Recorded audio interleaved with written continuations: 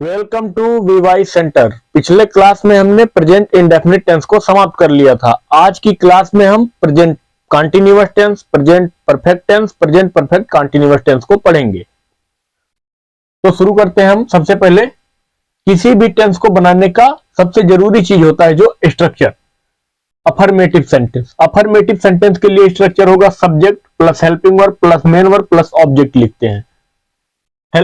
Affirmative sentence क्या होता है? अफर्मेटिव सेंटेंस ऐसा वाक्य जिसमें नहीं शब्द का प्रयोग नहीं होता है। जैसे ये वाला है, राधा श्याम को रोज समय से अंग्रेजी पढ़ा रही है। इसमें नहीं शब्द का प्रयोग नहीं हुआ है, तो ये वाक्य अफर्मेटिव सेंटेंस का है।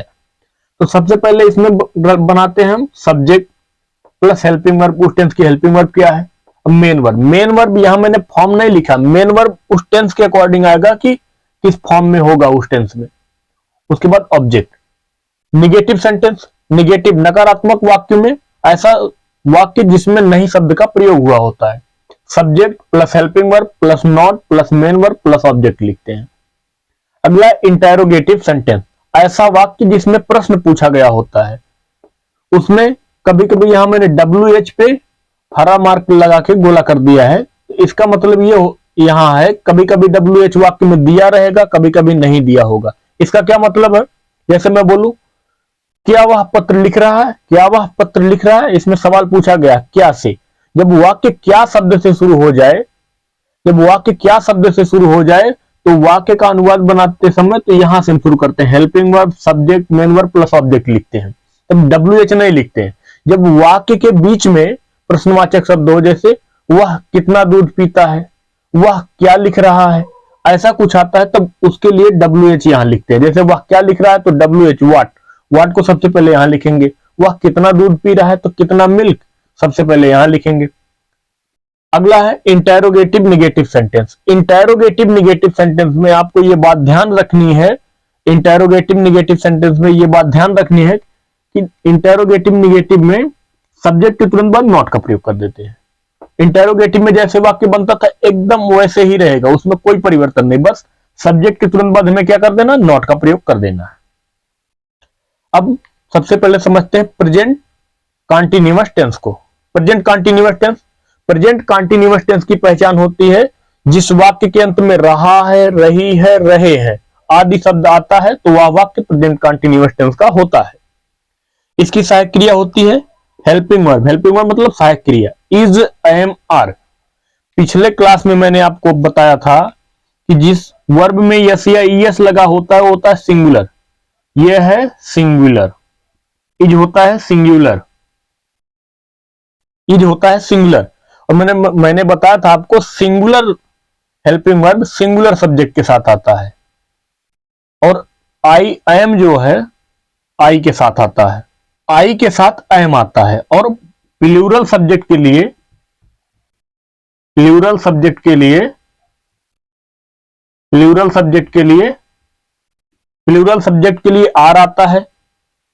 सिंगुलर सब्जेक्ट के लिए इज आता है, एम आता है आई के लिए। आई क्या होता है? आई पूरे प्रेजेंट टेंस में प्लूरल होता है, आई पूरे प्रेजेंट टेंस में प्लूरल होता है, तो आई के साथ एम आता है। मेन वर्ब किस फॉर्म में आएगी? मेन वर्ब फोर्थ फॉर्म में आएगी। ये मेन वर्ब का फोर्थ फॉर्म, फोर्थ फॉर्म का मतलब क्या होता है? वर्ब का first form plus ING. Radha Shyam को रोज समय से अंग्रेजी पढ़ा रही है। इस वाक्य को बनाते हैं सबसे पहले। इस वाक्य को बनाने के लिए हम पता करते हैं सबसे पहले सब्जेक्ट कौन है, और ये कैसा वाक्य? अफर्मेटिव। रहा है, रही है, रहे हैं, तो ये वाक्य है प्रेजेंट कंटीन्यूअस टेंस का। प्रेजेंट कंटीन्यूअस टेंस में होती है helping verb is, am, are में से कोई एक। मेन वर्ब का फोर्थ फॉर्म पता करते हैं सब्जेक्ट। अफर्मेटिव वाक्य है ये, तो सबसे पहले हम क्या लिखेंगे? सब्जेक्ट, सब्जेक्ट लिखते हैं। सब्जेक्ट पता करने के लिए मैंने बताया था हम कौन से क्वेश्चन करेंगे।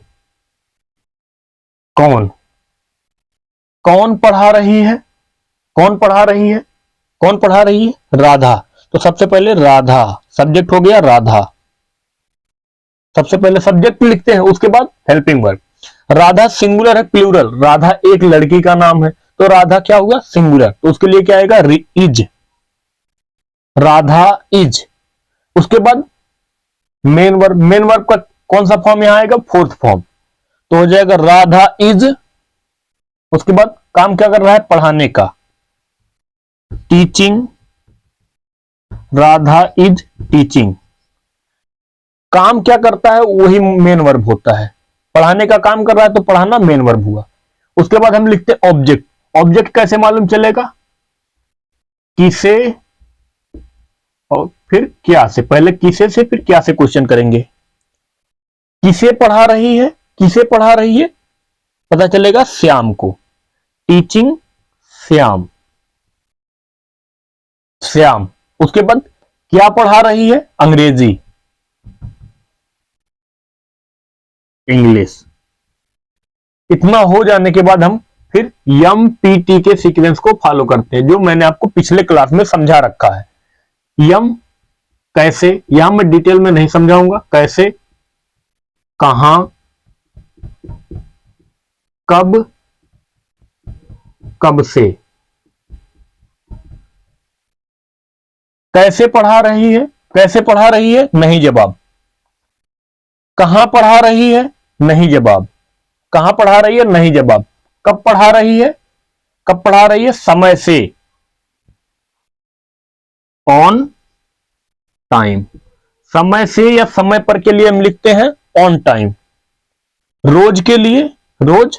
अब इतना का हमने क्वेश्चन कर लिया, अब इसके बाद जो बचता है उसे लिख दो, क्या बचा, रोज, तो उसके लिए लिखेंगे हम डेली।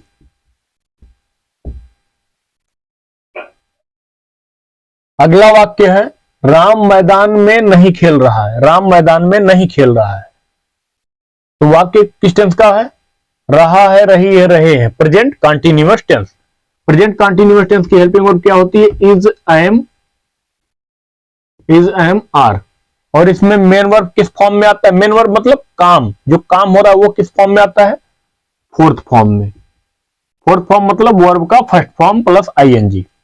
और ये वाक्य कैसा है, नकारात्मक वाक्य। नकारात्मक वाक्य को बनाने का तरीका क्या होता है, सबसे पहले सब्जेक्ट प्लस, तो सबसे पहले subject plus helping verb plus not plus main verb plus object लिखते। तो सब्जेक्ट पता करने के लिए काम क्या है, उसके पहले कौन लगाओ, कौन खेल रहा है, कौन खेल रहा है, राम। तो राम सब्जेक्ट क्या हो गया, राम।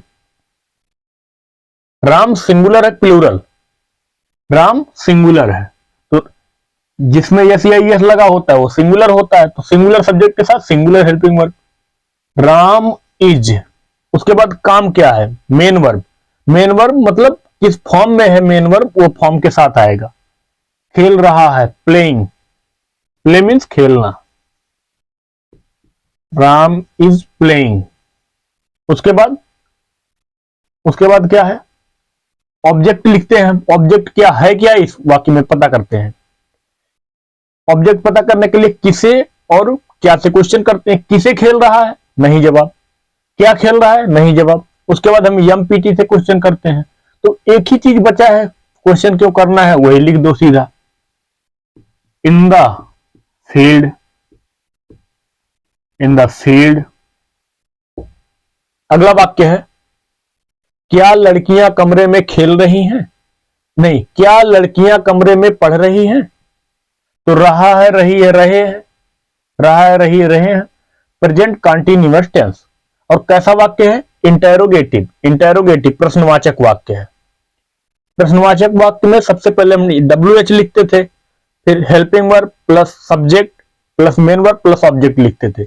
लेकिन यहां WH नहीं लिखा जाएगा, क्यों, क्योंकि प्रश्नवाचक शब्द क्या से शुरू हो रहा है वाक्य। जब क्या से शुरू हो वाक्य तो हेल्पिंग वर्ब से वाक्य की शुरुआत करते हैं। तो सबसे पहले हेल्पिंग वर्ब में से इज एम आर में से क्या आएगा, ये तो मालूम नहीं है। इसको पता करने के लिए पहले पता करो सब्जेक्ट क्या है। कौन पढ़ रही है, लड़कियां। लड़कियां एक से अधिक हैं, एक से अधिक हैं, तो उनके लिए क्या आएगा, are, helping verb are. Helping verb के बाद subject, the girls are the girls. उसके बाद हम क्या लिखते हैं, मेन वर्ब। काम क्या है, मेन वर्ब मतलब मेन वर्ब के फॉर्म के साथ लिखेंगे, क्या, पढ़ने का, reading, are the girls reading, reading. उसके बाद क्या पढ़ रही हैं, उसके बाद हम ऑब्जेक्ट पता करते हैं, किसे पढ़ रही हैं, फिर क्या पढ़ रही हैं, किसे फिर क्या। किसे पढ़ रही हैं, नहीं जवाब। क्या पढ़ रही हैं, नहीं जवाब। उसके बाद जो बचा है, एक ही चीज बचा है कमरे में, तो वही लिख दो। अदरवाइज आप एमपीटी से क्वेश्चन करके भी लिख सकते हैं। In the room, in the room. अगला वाक्य है, वह अब किसकी पुस्तक पढ़ रही है। यह वाक्य कैसा, इंटेरोगेटिव, सवाल पूछा जा रहा है। इसमें सवाल पूछा जा रहा है तो वाक्य कैसा, इंटेरोगेटिव। और प्रश्नवाचक शब्द वाक्य के बीच में आया, किसकी पुस्तक। तो WH इसमें आया है, तो सबसे पहले WH, फिर helping verb plus subject plus main verb plus object लिखते हैं। तो सबसे पहले WH, किसकी पुस्तक। किसकी के लिए मैंने बताया है आपको पिछले क्लास में, हुज, पुस्तक के लिए बुक, हुज बुक। उसके बाद हेल्पिंग वर्ब लिखेंगे, वो आएगा सब्जेक्ट अकॉर्डिंग। सब्जेक्ट कौन है, कौन पढ़ रहा है, वह ही किसी एक आदमी के लिए हम प्रयोग करते हैं ही का प्रयोग, तो उसके लिए आएगा, एक आदमी है तो सिंगुलर, तो उसके लिए प्रोनाउन हेल्पिंग वर्ब क्या आएगी, इज। उसके लिए हेल्पिंग वर्ब क्या आएगी, इज। हुज बुक इज, किसी एक आदमी, कोई एक आदमी, तो उसके लिए प्रोनाउन हम ही का प्रयोग करते हैं। मैंने आपको प्रोनाउन के क्लास में समझा रखा है। और एक आदमी है, उसके लिए ही का प्रयोग करते हैं, तो ही का प्रयोग करते हैं उसके लिए। और इज सिंगुलर के साथ आता है, एक आदमी है तो सिंगुलर है, उसके लिए क्या आएगा, इज। हुज बुक इज, उसके बाद काम क्या है, उसके बाद सब्जेक्ट। सब्जेक्ट पता करो, subject he. Whose book is he, उसके बाद मेन वर्ब। मेन वर्ब काम क्या कर रहा है, पढ़ने का, रीडिंग, रीडिंग। उसके बाद क्या पढ़ रहा है, किसे पढ़ रहा है, क्या पढ़ रहा है, नहीं दिया है। उसके बाद एक ही चीज बच रहा है, वही लिख दो, नाउ। नाउ। अगला टेंस है present perfect tense. Present perfect tense, इसकी पहचान क्या होती है, या है, वाक्य के अंत में आएगा या है, ई है, ये है, आ है, चुका है, चुकी है, आदि शब्द आता है। इसकी हेल्पिंग वर्ब क्या होती है, हैज या हैव, हैज या हैव। है, इसमें भी जैसे कि दिया है या, तो ये आएगा सिंगुलर के साथ, सिंगुलर के साथ, सिंगुलर सब्जेक्ट के साथ, ये आएगा प्लूरल सब्जेक्ट के साथ।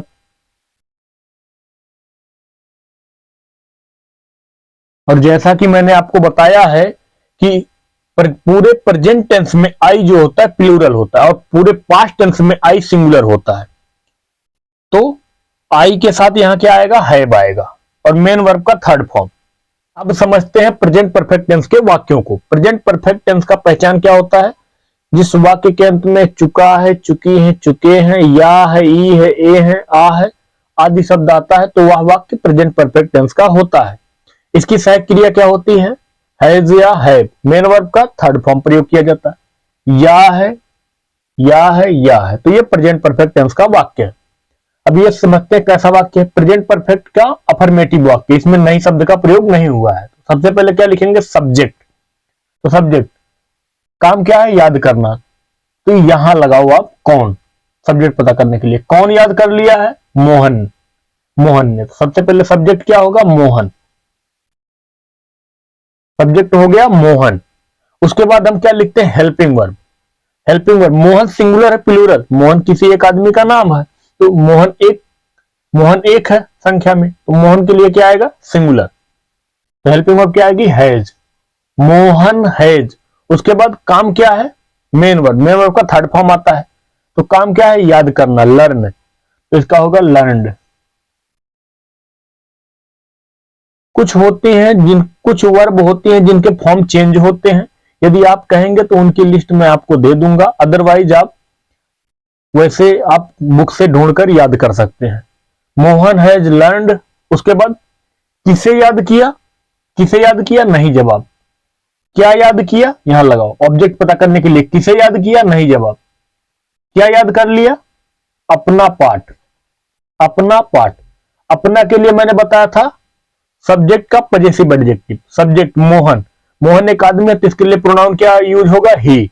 तो ही का पजेसिव एडजेक्टिव क्या होगा, हिज, हिज। पाठ के लिए लेसन, हिज लेसन। अगला वाक्य है उन्होंने इसे कैसे किया। यह वाक्य कैसा है, प्रश्नवाचक वाक्य है और प्रश्नवाचक शब्द वाक्य के बीच में है। तो सबसे पहले इसकी अंग्रेजी लिखेंगे, कैसे की, हाउ। हाउ इसको पढ़ते हैं, हाउ नहीं पढ़ते, इसे हाउ पढ़ते हैं, हाउ। उसके बाद हेल्पिंग वर्ब क्या आएगी, सब्जेक्ट के अकॉर्डिंग आएगी हेल्पिंग वर्ब।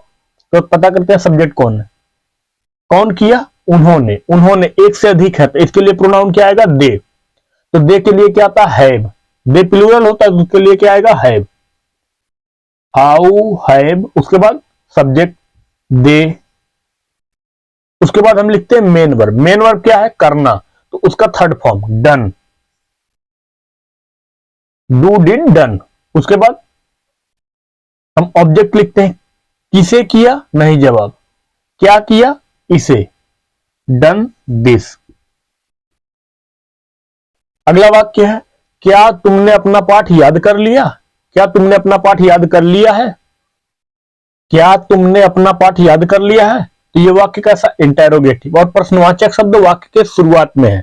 प्रश्नवाचक शब्द जब वाक्य के शुरुआत में हो, जब प्रश्नवाचक शब्द वाक्य के शुरुआत में हो तो वाक्य को हम हेल्पिंग वर्ब से शुरू करेंगे। कौन याद कर लिया है, कौन याद कर लिया, तुमने। तो यू के लिए क्या आएगा, हैव। हेल्पिंग वर्ब आएगी हैव, क्योंकि यू होता है प्लूरल, हैव यू। उसके बाद सब्जेक्ट के बाद मेन वर्ब आएगी। यहां क्या काम करना है, याद करने का, लर्नड। उसके बाद किसे याद किया, नहीं जवाब। यहां किसे याद कर लिया, नहीं जवाब, क्या याद कर लिया, अपना पाठ। अपना पाठ, यू का हम लिखेंगे पजेसिव एडजेक्टिव। यू का पजेसिव एडजेक्टिव होता है योर। मैंने आपको प्रोनाउन के क्लास में ये चीजें बता रखी हैं। Your lesson, your lesson. अब अगला है प्रेजेंट परफेक्ट कंटीन्यूअस टेंस। पहचान, रहा है, रही है, रहे हैं। आपको ध्यान होगा मैंने ये बताया है, ये भी यही चीज मैंने आपको प्रेजेंट कंटीन्यूअस टेंस में बताया था। लेकिन प्रेजेंट कंटीन्यूअस में मैंने केवल इतना ही बताया था, और प्रेजेंट परफेक्ट कंटीन्यूअस टेंस में रहा है, रही है, रहे हैं वाक्य के अंत में तो होगा ही ये, और तथा उसके साथ ये से जुड़ा होगा, उसके समय के साथ उसमें से जुड़ा होगा। जैसे अगर मैं बोलूं वह पत्र लिख रहा है, वह पत्र लिख रहा है, तो ये प्रेजेंट कंटीन्यूअस टेंस का वाक्य। मैं बोलूं वह सुबह से पत्र लिख रहा है, तो ये प्रेजेंट परफेक्ट कंटीन्यूअस टेंस का वाक्य, क्योंकि इसमें समय के साथ से जुड़ गया है। और इसकी हेल्पिंग वर्ब क्या होती है, हैज या हैव। हैज या हैव, इसमें से क्या प्रयोग करेंगे, सब्जेक्ट के साथ सिंगुलर। सिंगुलर रहेगा तो हैज, प्लूरल रहेगा तो हैव। मैंने आपको बता दिया था पहले ही, क्योंकि अगर जिस हेल्पिंग वर्ब में यस या यस लगाओ तो सिंगुलर के साथ आएगा, जो जिसमें नहीं लगाओ प्लूरल के साथ आएगा। और मेन वर्ब का फोर्थ फॉर्म, मेन वर्ब का फोर्थ फॉर्म मतलब वर्ब के फर्स्ट फॉर्म में आईएनजी। इसी क्लास की शुरुआत में मैंने आपको कुछ स्ट्रक्चर बताए थे जो केवल एक शब्द में जब हेल्पिंग वर्ब होती है तभी लागू होते हैं। जब हेल्पिंग वर्ब एक शब्द में होता तभी लागू होते हैं, और वे प्रेजेंट इंडेफिनिट टेंस के अफर्मेटिव, प्रेजेंट इंडेफिनिट टेंस के अफर्मेटिव और पास्ट इंडेफिनिट के अफर्मेटिव में वे नियम लागू नहीं होते हैं। और ये नियम जो है एक से अधिक हेल्पिंग वर्ब होने पर ये नियम लागू होते हैं। जैसे विल या सेल, विल या सेल हैव बीन। इसमें मैंने लिखा है first helping verb, second helping verb, main verb plus object. तो फर्स्ट हेल्पिंग वर्ब का क्या मतलब है, ये हेल्पिंग वर्ब चाहे जितने शब्द में हो उसका पहला शब्द होगा फर्स्ट हेल्पिंग वर्ब, बाकी जितना होगा वो सेकंड हेल्पिंग वर्ब में चला जाएगा। ये सेकंड हेल्पिंग वर्ब हो गया। और जैसे कुछ और समझते हैं, कुछ हेल्पिंग वर्ब लेके, जैसे should have been, should have been या वुड हैव बीन, कोई भी ले लो। शुड फर्स्ट हेल्पिंग वर्ब हो जाएगा, ये सेकंड हेल्पिंग वर्ब हो जाएगा। अगला है, अब इन स्ट्रक्चर को समझते हैं। अफर्मेटिव सेंटेंस में लागू होंगे सबसे पहले subject plus first helping verb plus second helping verb plus main verb plus objective. आप चाहें तो वो जो स्ट्रक्चर आपने याद किया है पहला वाला, उसी स्ट्रक्चर से इसे भी कर सकते हैं। First helping verb plus second helping verb, लिखना तो हेल्पिंग वर्ब को एक साथ ही है, तो चाहे इसे इसकी जगह पूरे की जगह पर आप केवल हेल्पिंग वर्ब लिख लो तो भी कोई दिक्कत नहीं है। फर्स्ट हेल्पिंग वर्ब हैज या हैव, बीन, हैज या है बीन, तो दोनों एक साथ ही होंगे, तो यहां आप केवल हेल्पिंग वर्ब भी लिख के काम चला सकते हो, उसी नियम से बना सकते हो इसे। और निगेटिव वाले में आप उसी स्ट्रक्चर से बना सकते हो। आपको केवल इतना याद रखना है, आपको केवल इतना याद रखना है कि निगेटिव नकारात्मक वाक्यों में, नकारात्मक वाक्य हो तो हेल्पिंग वर्ब जो है, नकारात्मक वाक्य हो तो नॉट का प्रयोग हेल्पिंग वर्ब चाहे जितने शब्द में हो तो पहले शब्द के बाद किया जाएगा। हेल्पिंग वर्ब के पहले शब्द के बाद नॉट का प्रयोग किया जाएगा। जैसे सब्जेक्ट प्लस, अगर वहां इज एम आर होता था, केवल एक ही शब्द में हेल्पिंग वर्ब होती थी, इज एम आर के बाद हम क्या प्रयोग करते थे? नॉट। हैज या हैव केवल एक ही शब्द में होता था, हैज या हैव के बाद हम प्रयोग करते थे नॉट।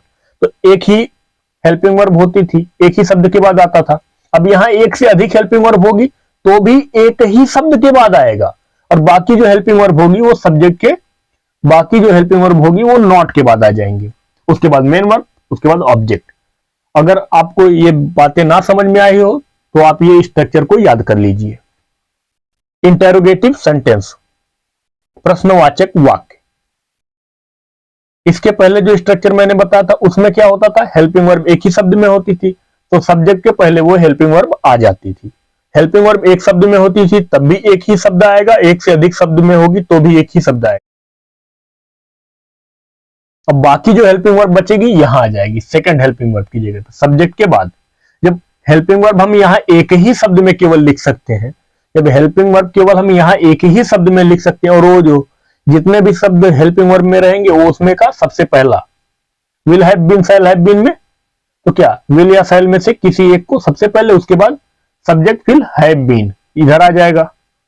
तो फर्स्ट हेल्पिंग वर्ब की जगह पे केवल हेल्पिंग वर्ब चाहे जितने शब्द में हो उसका पहला शब्द यहां लिखेंगे, उसके बाद सब्जेक्ट, फिर उसके बाद जितनी भी हेल्पिंग वर्ब बची है चाहे जो जितना शब्द में हो उसको यहां लिखेंगे, उसके बाद मेन वर्ब, उसके बाद ऑब्जेक्ट लिखते हैं। अगला है इंटेरोगेटिव निगेटिव, प्रश्नवाचक नकारात्मक वाक्य में WH होने पर WH, उसके बाद मैंने बताया था सब्जेक्ट के पहले केवल एक हेल्पिंग वर्ब लिखा जाएगा, केवल एक शब्द में होनी चाहिए हेल्पिंग वर्ब, वो लिखा जाएगा। विल या शैल हैव बीन में विल या शैल यहां आ जाएगा, उसके बाद सब्जेक्ट। मैंने इसके पीछे आपको नियम लिखा था, प्रश्नवाचक नकारात्मक वाक्य हो, अगर वाक्य प्रश्नवाचक नकारात्मक हो तो सब्जेक्ट के तुरंत बाद नॉट का प्रयोग करेंगे। तो सब्जेक्ट के तुरंत बाद तो नॉट का जगह फिक्स है, उसके बाद क्या आ जाएगा? जो हेल्पिंग वर्ब बचा है, सेकंड हेल्पिंग वर्ब, जो हेल्पिंग वर्ब बची है नॉट के बाद आ जाएगी, उसके बाद मेन वर्ब प्लस ऑब्जेक्ट लिखते हैं। ये होता है स्ट्रक्चर। अब समझते हैं प्रेजेंट परफेक्ट टेंस के, प्रेजेंट परफेक्ट कंटीन्यूअस टेंस के वाक्यों को। रहा है, रही है, रहे, है आ गया प्रेजेंट, रहा रही रहे कंटीन्यूअस, प्रेजेंट कंटीन्यूअस, उसके बाद क्या समय के साथ से दिया है? 2 महीने से, तो समय के साथ से दिया है तो ये प्रेजेंट परफेक्ट कंटीन्यूअस टेंस हो गया। इसकी सहायक क्रिया क्या हो गई? हैज या हैव प्लस बीन। तो सबसे पहले पता करते हैं सब्जेक्ट, ये वाक्य कैसा? अफर्मेटिव। अफर्मेटिव में ये वाला नियम लगेगा, सबसे पहले कौन कर रहे हैं? हम, सब्जेक्ट हो गया हम, वी। उसके बाद वी के लिए हेल्पिंग वर्ब आएगी हैज या की, हैज या हैव, तो हैव होता है प्लूरल, तो प्लूरल के साथ आएगा प्लूरल, वी हैव। उसके बाद बीन, सेकेंड हेल्पिंग वर्ब, उसके बाद बीन, ये हो गया पूरा हेल्पिंग वर्ब। उसके बाद मेन वर्ब, मेन वर्ब क्या है? करना। यहां आप दो तरीके से बना सकते हैं, इसको डूइंग करके मैं बना रहा हूं। देखो, डू माने करना होता है, वर्क माने काम, डू वर्क के फॉर्म में से भी बना सकते हैं, और वर्किंग माने काम करना, ये पूरा एक ही शब्द से बन सकता है। तो हम इसको उस तरीके से ना बना के डू से बना रहे हैं, डूइंग, डूइंग।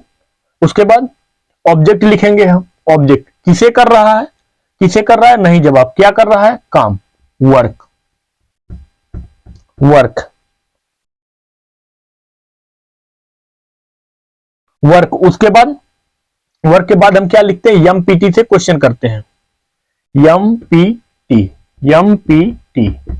बार बार आप भी लिखिएगा, कैसे, कहां, कब या कब से, कब से, कैसे, कहां, कब या कब से। कैसे कर रहे हैं, नहीं जवाब। कहां कर रहे हैं, इस विभाग में, इस विभाग में, इन दिस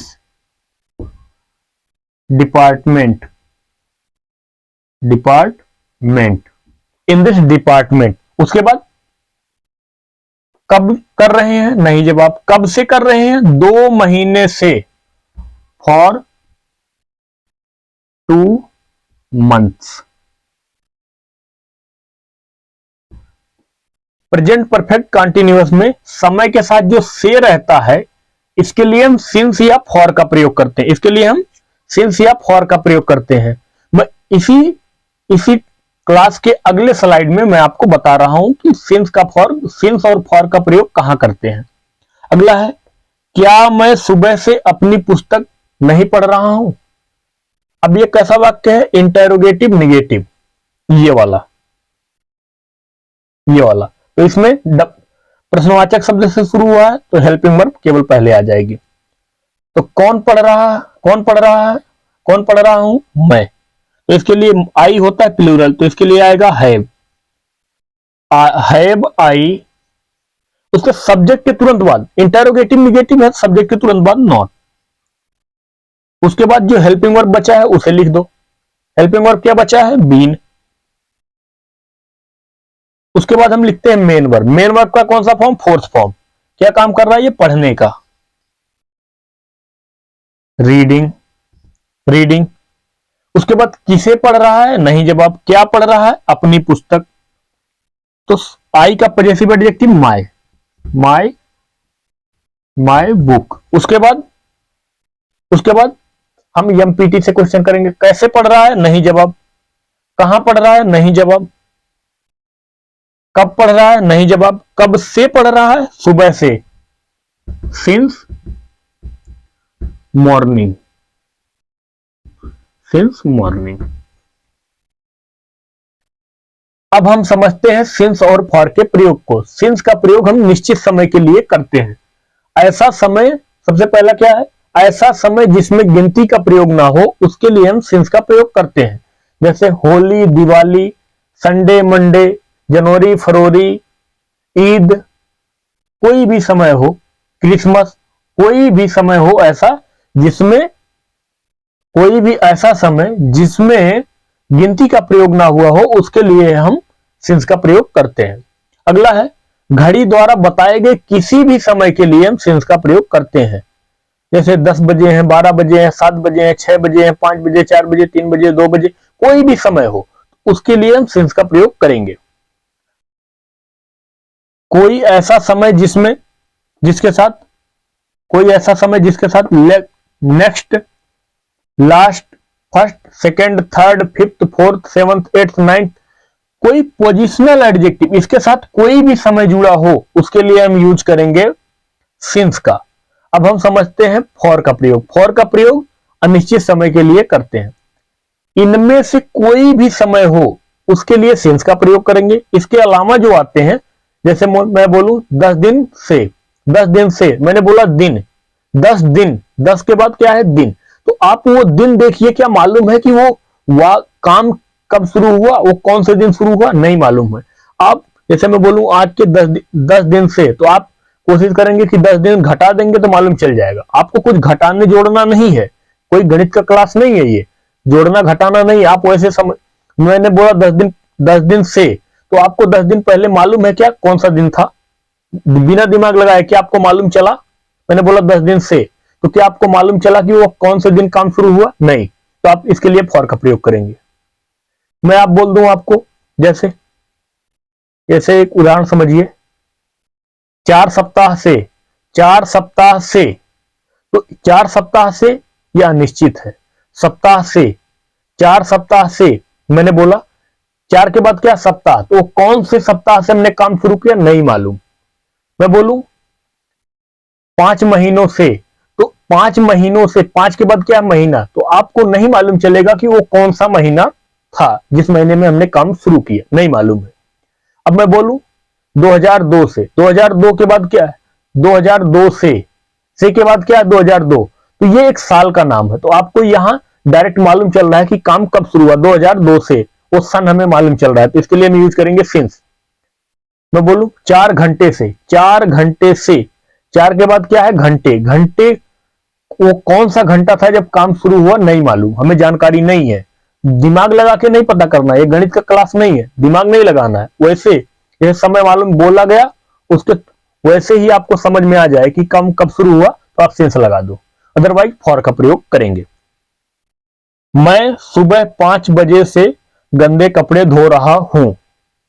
रहा हूं, रही, रहा है, रही है, रहे हैं, ये आ गया कॉन्टिन्यूअस, समय के साथ से दिया है, ये हो गया प्रेजेंट परफेक्ट कॉन्टिन्यूअस टेंस का वाक्य।